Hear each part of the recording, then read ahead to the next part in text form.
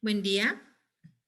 Bueno, continuando con el contenido, vamos a revisar ahora el capítulo número 14, que es Administración de Equipos. Esto es con respecto al segundo bloque. Hablamos primero sobre la parte personal, hicimos la parte de la entrevista, hablamos sobre el Departamento de Recursos Humanos. Ahora vamos a conversar acerca de la administración de los equipos y vamos a ir enlazando pues todos los conceptos anteriores, la personalidad, las actitudes, los roles, hacia estos conceptos. Entonces, vamos a ver. Vamos a conversar sobre esto y voy a explicarles con detalle qué significa cada uno de ellos. Entonces, vamos a hablar sobre la administración de los equipos. Aquí vamos a ver dos tipos de formaciones, unos que son la parte formal y la parte informal dentro de las organizaciones, que tienen que mantenerse pues con toda la claridad que corresponda. ¿Qué es un grupo? Bueno, existen dos tipos de grupos, formales e informales, y los grupos son dos o más personas que interactúan y dependen entre sí y se reúnen con un propósito en común. Entonces pueden existir los grupos de fútbol, los de la iglesia, los grupos de trabajo, los de la universidad, los de distintas actividades que nosotros podemos estar desarrollando. Entonces, dentro de los formales son aquellos determinados por la estructura organizacional, hablando a nivel de empresa, con el propósito de cumplir trabajos y tareas concretas que les son asignados. Luego tenemos los grupos informales, que se dan de forma natural en el entorno laboral y tienden a conformarse con base en amistades e intereses comunes. Los grupos informales pueden existir dentro de las empresas y puede ser que yo me lleve súper bien con mi jefe o con mi jefa y tengamos pues esa relación de trabajo y hagamos, pero adicionalmente podemos tener un tipo de relación informal de amistad, de un compañerismo más allá de lo que es el trabajo. Y puede ser que existan algunos otros compañeros con el que podamos desarrollar ciertas actitudes afines, pero no es la regla, sino que son informales porque dependen mucho de la personalidad, de las actitudes y de esa afinidad que pueden existir dentro de las distintas líneas. Por eso es que toqué primero el tema de la personalidad y de las actitudes, porque aquí es donde nos viene a repercutir en la base del comportamiento.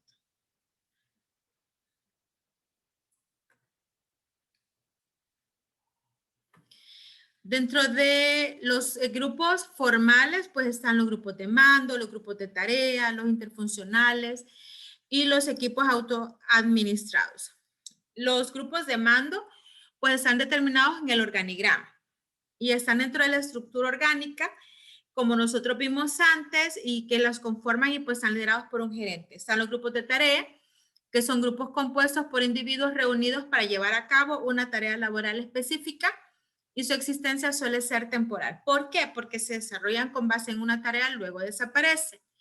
Los interfuncionales, pues son personas con distintas líneas de conocimiento que interactúan, que pueden venir de diferentes áreas, que se unen con un propósito y luego pues pueden desaparecer o se mantienen en un contacto, pero siempre con una línea de trabajo específica y esto es como un adicional. Están los equipos autoadministrados, que son independientes en términos generales porque tienen una línea de trabajo definida y se establece una separación de la contratación, pero no requieren un alto nivel de supervisión. Así que dentro de las etapas de los grupos, es decir, cuando los grupos se crean, pueden existir distintas etapas y uno, pues la etapa de formación, que es la etapa donde el grupo se desarrolla, cuando los individuos se unen y definen el por qué están ahí. Otro de los puntos es la etapa de tormenta, que es la segunda etapa, es cuando salen los problemas y surgen las dificultades provocadas por los roles, las actitudes, si ustedes recuerdan, y por la personalidad que puede afectar el comportamiento de las personas en los grupos por uno o por otra, más de una persona que puede existir en el equipo. Tenemos la etapa de establecimiento de normas, que es la tercera etapa, es cuando los grupos ya se consolidan más y se unen, cuando habla del concepto de cohesión, es eso, los grupos se unen, la existencia de relaciones estrechas entre los miembros del grupo. Así que siempre es importante este tipo de normativas que existen dentro de los grupos y que se creen, porque se hacen y qué es lo que no se puede hacer. Luego tenemos la etapa de desempeño, que es cuando el grupo es totalmente funcional y trabaja en el cumplimiento de las tareas específicas.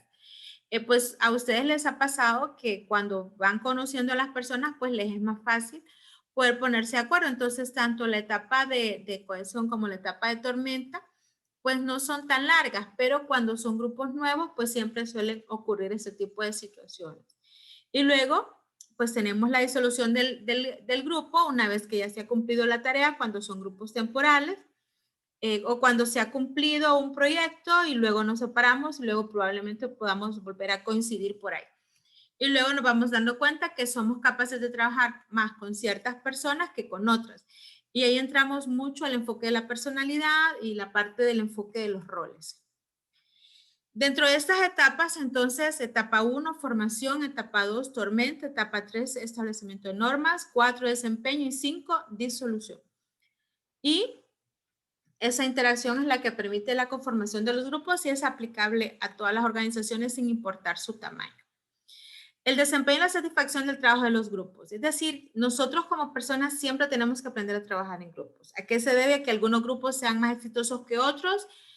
Bueno, principalmente desde mi punto de vista profesional, se los he repetido desde que empezamos el capítulo, a la personalidad, a las actitudes y a los roles que asumimos producto de esa personalidad y de esas actitudes.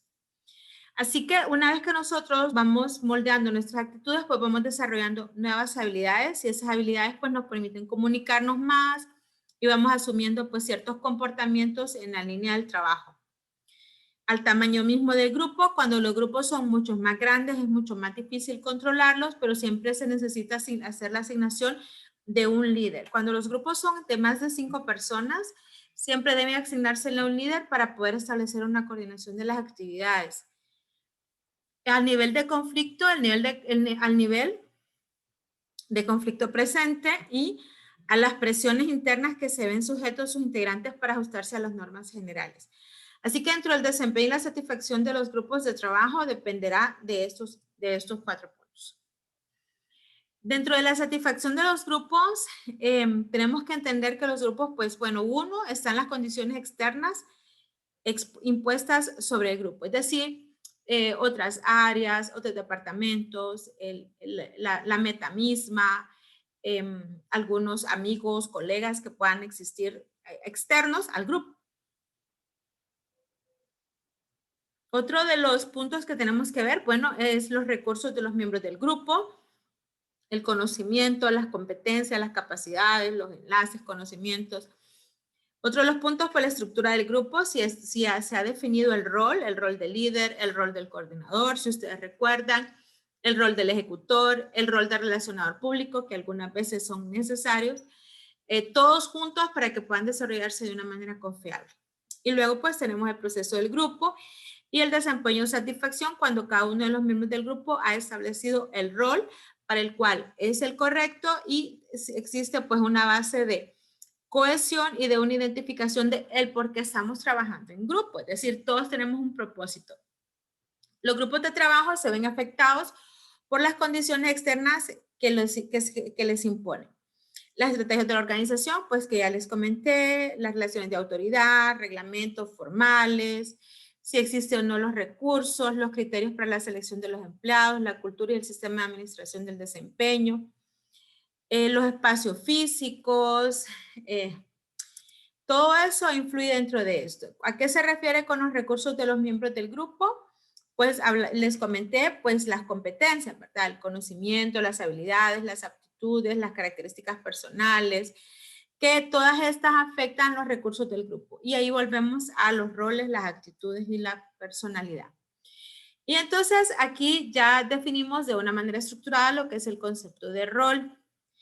El rol se refiere a los patrones conductuales, como ya los habíamos mencionado en el capítulo anterior, respecto a la base de la evaluación que ustedes desarrollaron como un ejercicio. Se refiere a los patrones conductuales que se espera observar en el ocupante de un determinado lugar dentro de la estructura del grupo. Y luego está lo que son las normas, y las normas son esas expectativas que existen dentro de los grupos y las normas es lo que se acepta y lo que no se acepta, pero las normas no siempre están escritas. sino que son cosas que se aceptan. Es decir, nos detenemos un poquito, tomamos café, pero eso no está escrito en ninguna parte, porque eso es parte del tiempo del trabajo del grupo. Luego está el pensamiento del grupo, que se da cuando un grupo ejerce gran presión sobre un individuo con el propósito de que éste alinee sus opiniones o sus pensamientos, sus ideas a lo que el resto del grupo piensa y cree que es lo correcto. Así que el pensamiento de grupo es cuando 3, 4 personas del mismo grupo de 6 piensan igual, lo que buscan es que haya un pensamiento de grupo. Dentro de los grupos también nosotros tenemos que ver que existe dentro de esto el estatus, que es el grado, posición o rango que se ocupa dentro del grupo. Y ahí entramos otra vez a los roles. Ese estatus es el que es el líder, el jefe, cuando se ha definido, o la especialización de una persona, es decir, si me ponen a trabajar en ciertas áreas, pues se asume que la líder soy yo. Otro de los conceptos es el concepto de holgazanería social. La holgazanería social, pues, es el punto en el que las personas se vuelven haraganas. Es decir, cuando más personas hay en un grupo, menos trabajan. Tendencia de las personas a optar un menor esfuerzo cuando trabajan en colaboración con otros individuos que cuando lo hacen solas. Es decir, si hay 10 personas, normalmente los grupos no funcionan bien. Se requiere de una asignación de roles y de tareas sumamente específicas y de alta planificación cuando los grupos son demasiado grandes. Cuanto más grande sea el grupo, más holgazanería social habrá. Cuanto más pequeño sea, menos holgazanería. Por eso es que es importante esa integración y que todos los miembros del grupo se identifiquen el por qué están ahí y cuál es el rol que están desempeñando. Y entramos al siguiente, que es la cohesión del grupo, que es el grado en el que los miembros de un grupo se atraen entre sí y comparten objetivos comunes. Por ejemplo, nosotros en la universidad hemos identificado algunos colegas de distintas áreas y me dicen, Ruth, vení, ayúdame y trabajamos y el rato que nos sentamos trabajamos súper bien. Pero no ocurre igual con otros. Y así pues vamos desarrollando esa línea de cohesión de grupo, pero mucho dentro de esta adaptación corresponde a la personalidad. Y también existen algunas personas que uno sabe, fulano de tal, está en todos los grupos, en todos los comités y en todas las actividades para que el jefe se dé cuenta, pero a la hora de la hora no hace nada. Eso también es una de las cuestiones que tenemos que verlo dentro de estos 3 conceptos del estatus. ¿Quién es quién y quién hace qué? Así que dentro de esta estructura de la figura, pues la voy a pasar por alto porque quiero tocar esos otros temas. Uno de los puntos que tenemos que ver es el tamaño del grupo. Los grupos pequeños son más rápidos que los grandes en la realización de las tareas, lo que les comentaba. Cuanto más grande es el grupo, más complicado es. Cuando se trata de grupos involucrados en la resolución de problemas, los de mayor tamaño casi siempre obtienen mejores resultados que los pequeños. ¿Por qué? Porque tienen que hacer una división adecuada de las actividades y separarlas. Jeff Bezos, el fundador y director de la empresa de filosofía Dos Pizzas, según él, los equipos deben ser lo bastante pequeños como para que 2 pizzas sean suficientes para que todos coman. Así que Jeff Bezos dice eso. ¿Y por qué? Porque el hecho de que el grupo sea demasiado grande, estamos hablando de pensamientos de cada uno de los miembros del grupo. Y cuando dentro de un mismo grupo existen muchas personas narcisistas o controladoras o demasiados líderes, siempre tiene que existir uno que tome la voz cantante y luego están algunos problemas emocionales que la gente pues no deja de tocarlos y afectan el trabajo del grupo. Dentro de esta estructura del grupo, 3 cosas, los procesos grupales que tienen lugar dentro del grupo determinan el desempeño, la satisfacción del mismo. Son 3 condiciones para esto, para los procesos grupales. 1, la comunicación. 2, la toma de decisiones. Y 3, el manejo de conflictos. Entonces, dentro de los grupos, para poder determinar el desempeño y la satisfacción, tenemos que entender eso. La comunicación, que exista una persona que asuma el rol de líder o de coordinador, y esta persona estructura todas las actividades, las separa y exista alguien que las ejecute y que los miembros del grupo pues tengan ese nivel de comunicación para desarrollar una toma de decisiones y que todos los miembros del grupo tengan la suficiente madurez y la inteligencia como para poder manejar los conflictos que son inevitables porque siempre las personas pues somos personas. Dentro de la estructura de los grupos, pues la toma grupal de decisiones, la mayoría de las organizaciones toman decisiones en grupo, entonces se reúnen, se trabaja el comité y todos empiezan a decir, ¿verdad? Vamos a hacer esto, vamos a hacer aquello. Algunas ventajas de la toma grupal de decisiones son información y conocimientos más completos, mayor diversidad de experiencias y perspectivas, mayor aceptación de una solución. Algunas desventajas de la toma grupal de decisiones son los grupos les toma más tiempo llegar a una solución porque todos opinan.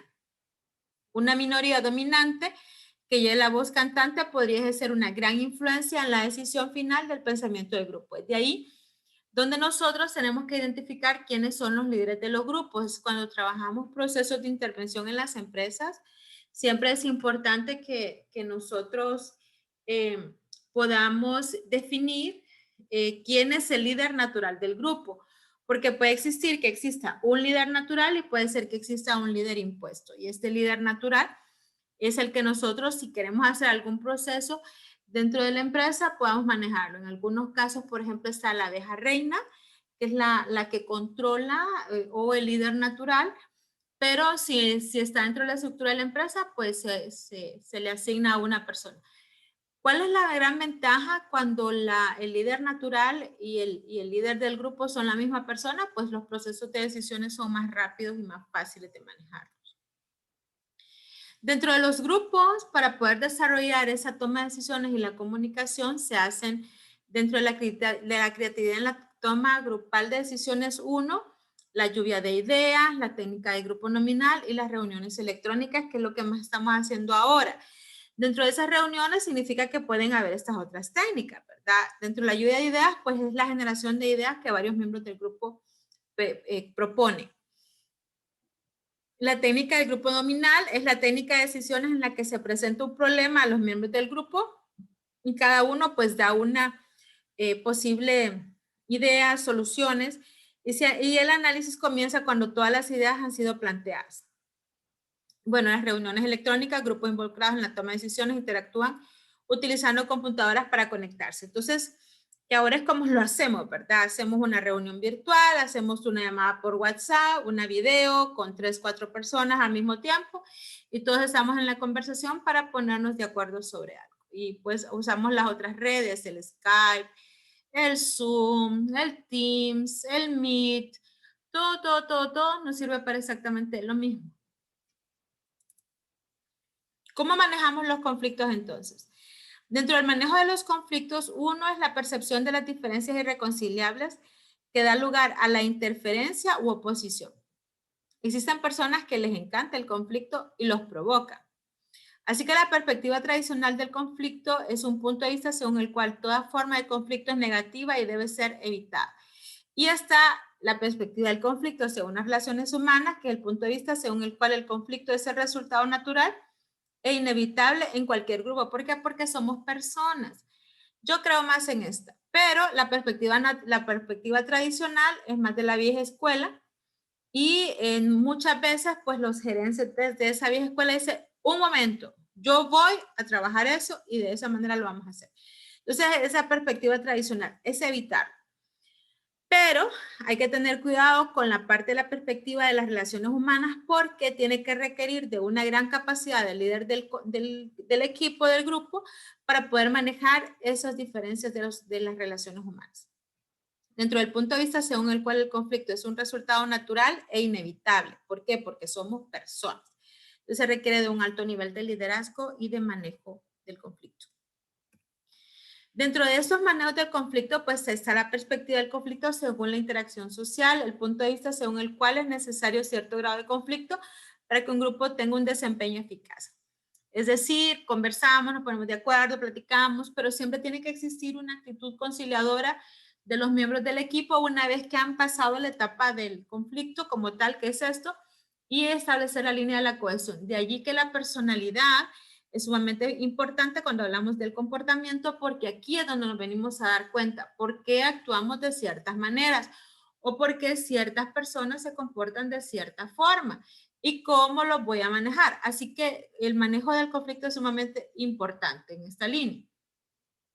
Están los conflictos funcionales, que es conflictos que respaldan los objetivos del grupo y mejoran el desempeño. Es decir, son cosas que pasan. Son cosas que ocurren, son cosas que tienen que ocurrir. Y eso, pues, ni modo, así es. Y esos conflictos funcionales mueven al grupo. Pasó esto, ya se dieron cuenta, llegó tarde, lo pedimos, se nos olvidó. Sí lo pedí, pero lo pedí tarde, eso significa que va a venir después. Entonces son conflictos funcionales por la operatividad o a veces por la sobrecarga de las actividades de los miembros del equipo. Están los conflictos disfuncionales, que son conflictos que obstaculizan el cumplimiento de los objetivos del grupo. Estos conflictos disfuncionales pues son situaciones casi que irreconciliables y una vez que los equipos, incluso aquellos que no están, sino que son dentro de la estructura organizacional, cuando las organizaciones son pequeñas, que muchas veces son, bueno, normalmente la mayor parte de las veces son provocados por la personalidad, por algunas actitudes de roles, por algunas líneas de temores que pueden existir y por algunas actitudes de carácter negativo. Que hacen disfuncional el trabajo del grupo y en algunas ocasiones solo es que no llegue X persona y el grupo funciona fantástico. Dentro del manejo del conflicto, entonces, tenemos los conflictos de tarea, que es respecto al contenido y los objetivos del trabajo. Fulano de tal no lo hizo a tiempo, nos afectó a todos. Conflictos de relación, por las relaciones interpersonales que les estoy comentando desde que inicié la explicación. Y los conflictos respecto a cómo se efectúa el trabajo. Esto es por proceso, es decir, si existe un funcionamiento específico que se debió desarrollar por parte de la empresa y que pues, era lo que se esperaba como parte del resultado del equipo. Les agregué estos otros dos conceptos con respecto a lo que se está manejando porque eso es lo que se está moviendo ahora, los conceptos de asertividad y tolerancia. La asertividad es una habilidad social que consiste en gestionar opiniones y sentimientos para expresarlos de forma meridiana, pero respetando siempre las ideas de los demás. Entonces, la asertividad es buscar el momento correcto para decir algo y es una habilidad social y una habilidad solo se adquiere practicando. Así que la asertividad es saber hablar, saber decir, saber callarse, saber opinar. Yo el otro día conversaba con una persona y la persona efectivamente, bueno, la persona es altamente conflictiva y le gusta mucho llamar la atención y tiene una alta propensión al control. Entonces yo no le quería ceder el control. Y estábamos en una reunión virtual, teníamos todas las cámaras apagadas y la dejé hablar y le dije, fulana de tal, todavía no he terminado. ¿Me permitas terminar? Y, ay, sí, Ruth, disculpa, es que sí, es que me emocioné con tal cosa. Encima de todo, que no me dejaba avanzar en mi parte, ella misma estaba distrayendo la conversación de la reunión hacia puntos que no eran relevantes, es decir, no tenía nada que ver con lo que estábamos, el propósito de la reunión, pues. Entonces, ¿por qué lo estaba haciendo? Porque ella tenía que desconectarse, entonces trató de manipular y manejar la reunión para que en el momento en el que ella se ausentara no dijeran que no aportó nada. Sin embargo, estaba actuando sobre mí y yo no tenía ganas de poderle ceder todo el control. Entonces le cedí por un momento, respiré profundo y le dije, fulana de tal, aún no he terminado lo que estoy explicando del proyecto que estamos haciendo. ¿Me dejas terminar y luego opinas? Ah, sí, Ruth, está bien. Está bien, entonces presenté, mis compañeros pues aceptaron la propuesta que yo estaba haciendo y seguimos trabajando y ella siguió manipulando la reunión hasta el momento en el que dijo, fíjense que me tengo que desconectar porque voy a otra reunión y bla, bla, bla, bla, bla, bla.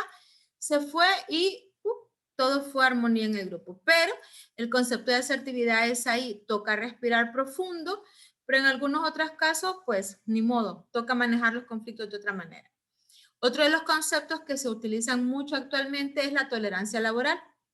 Saber escuchar, compartir opiniones o propuestas siempre y cuando entendamos que todas las personas somos seres únicos e individuales cuya experiencia de vida definen nuestras conductas y posición ante la vida y que todos los integrantes de un equipo de trabajo.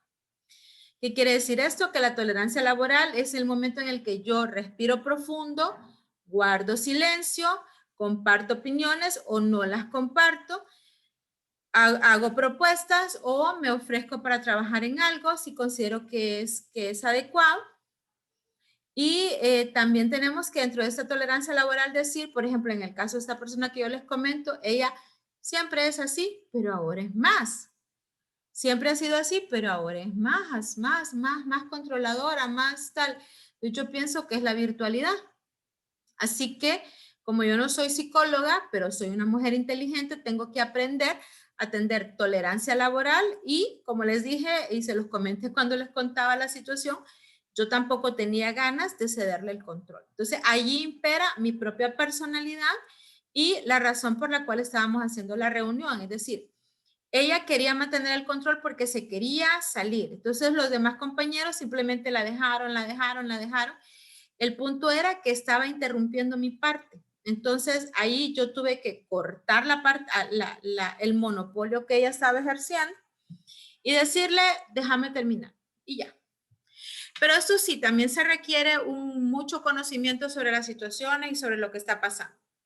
Aquí tenemos una pequeña gráfica respecto al conflicto y el desempeño grupal, que nivel de desempeño grupal bajo, alto, nivel de conflicto alto. Entonces, bajo o nulo nivel de conflicto, es decir, en la parte, en la base, cuando el conflicto es el nivel del desempeño grupal del grupo, y en algunas ocasiones cuando ocurre el conflicto, si nosotros vemos es el pico, pero es porque todos los miembros del grupo están haciendo su parte.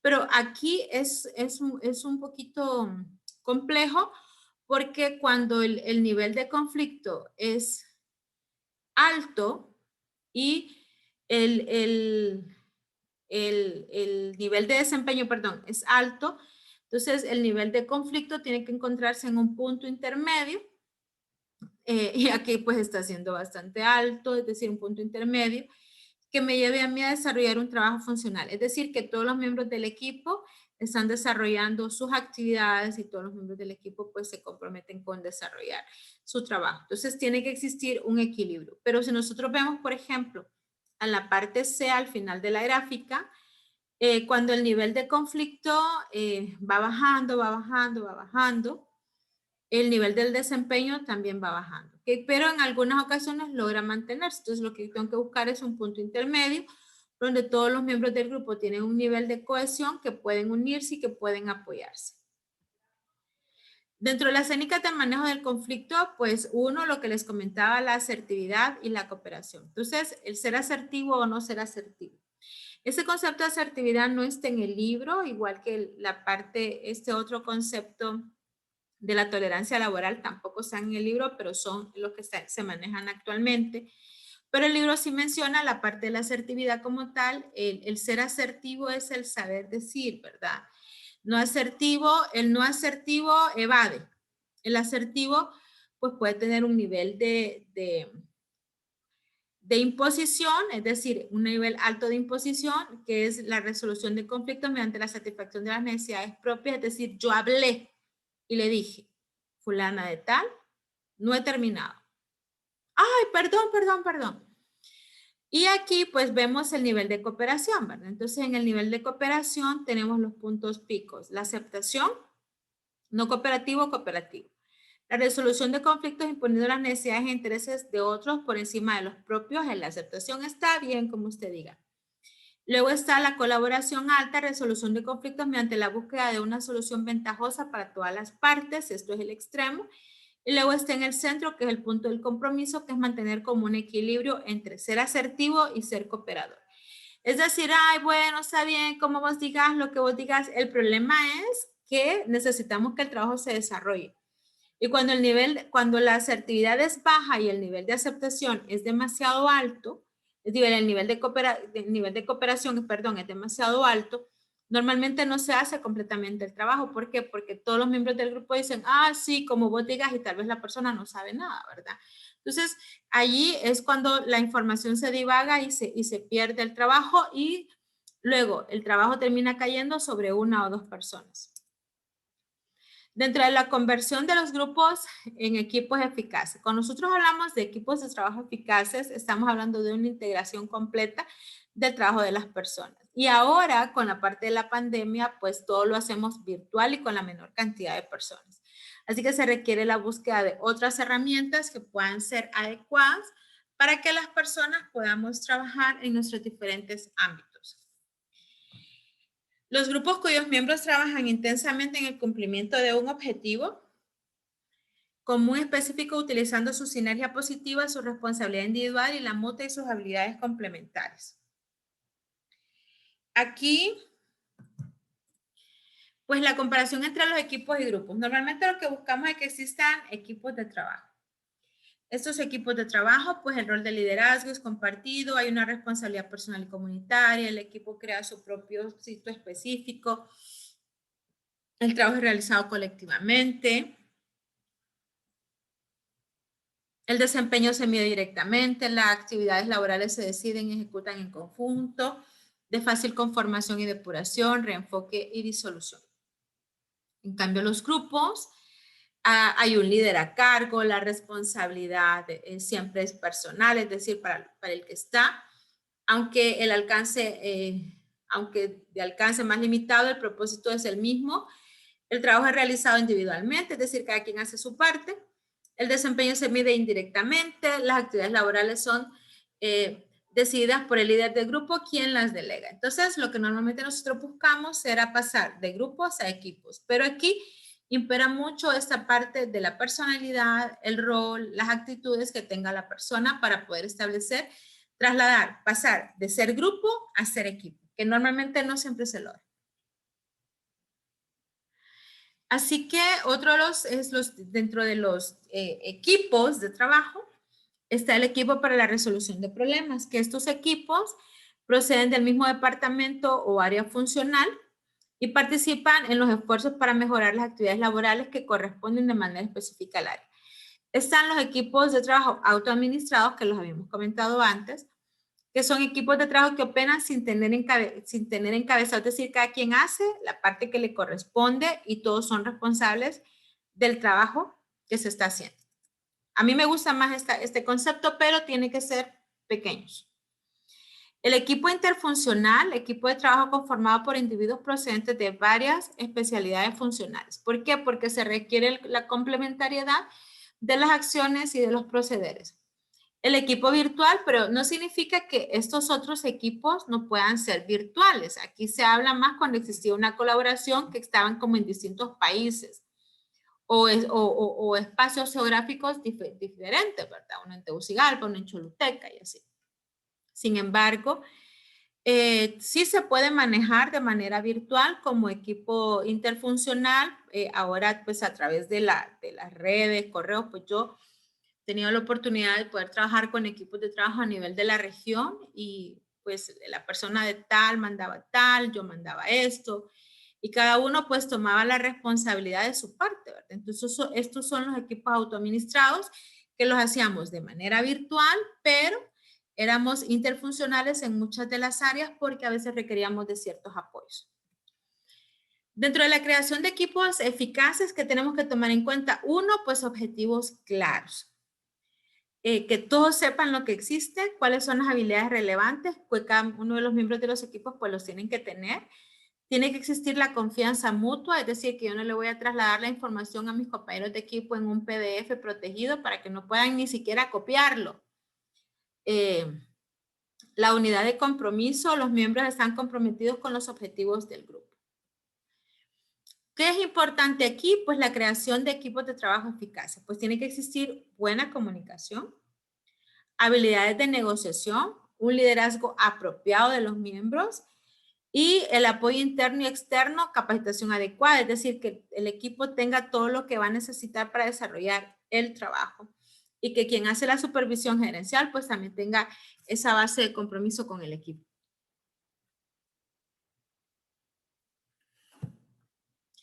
Y dentro de las características de los equipos eficaces, bueno, ¿qué es lo que hablamos, verdad? Los objetivos, las habilidades relevantes, la confianza, el compromiso, la comunicación, las habilidades de negociación, el liderazgo apropiado, el apoyo interno y el apoyo externo. Pregunta de examen. Los desafíos relativos que la administración de los equipos en la actualidad. Bueno, entre los recursos de los miembros del grupo de los equipos globales, pues los gerentes necesitan comprender con claridad las características culturales de los miembros del grupo. Aquí tenemos que entender que todos somos distintos y todos venimos de condiciones reales distintas, que todos pues somos diferentes y por eso es que siempre es importante cuando vamos a trabajar en este tipo de temas, conocer con quién es cada quien. Establecer una estructura de equipos, las áreas estructurales en las que se han detectado diferencias. Cuando se trata de administración de equipos globales, están a conformidad del estatus, la holgazanería social y la cohesión que ya estuvimos viendo previo. Y dentro de los procesos grupales, pues el equipo multicultural tiene mayor capacidad para capitalizar las diversas ideas. ¿Por qué? Porque como todos son diferentes y saben que lo son, pueden unirlas. Cuando hablamos de los equipos globales, estamos hablando a nivel, pues, que están en distintos países o regiones. Tenemos que entender que todos somos diferentes y que pueden existir cierta base de prejuicios, estereotipos, falta de confianza, pero que siempre es importante mantener un punto de unidad y que existe un líder natural del grupo que logre establecer la cohesión, pues es sumamente positivo. Cuando hablamos de las redes sociales, dentro de la comprensión de estas redes, pues la estructura de la red social, que es la conexión informal entre los individuos que forman parte de un grupo. Las redes sociales informales del grupo pueden ser contribuir a la eficacia o lo pueden obstaculizar. Las relaciones suelen coadyuvar a que los miembros se apeguen a los objetivos y a que estén más comprometidos con el grupo. Todo dependerá del nivel de la personalidad y qué tan fácil es la persona para que pueda interactuar con otros. Bueno, y con esto concluimos este capítulo asociado a lo que son los equipos de trabajo y concluimos el contenido de este segundo parcial. Siempre es un gusto y a seguirnos cuidando.